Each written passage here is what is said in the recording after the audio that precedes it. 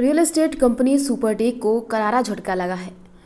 अदालत ने नोएडा में अपनी एक हाउसिंग प्रोजेक्ट में रियल एस्टेट कंपनी सुपरटेक के जरिए बनाए गए 40 मंजिला टावरों को गिराने का हुक्म दिया है। सुप्रीम कोर्ट ने अपने फैसले में कहा, नोएडा इंतजामिया और सुपरटेक के अफसरान के बीच मिली भगत की वजह से ये नतीजा निकला। जस्टिस DY चंद्रचूड़ और MR शाह की बेंच ने कहा कि 11 अप्रैल 2014 को इलाहाबाद अदालत का फैसला, जिसने ये कहा था ट्विन टावरों में किसी भी तरीके का दखल बर्दाश्त नहीं होना चाहिए। 11 अप्रैल 2014 को अदालत ने 4 महीने के अंदर 2 इमारतों को गिराने और अपार्टमेंट खरीदने वालों को पैसे वापस करने का हुक्म दिया था।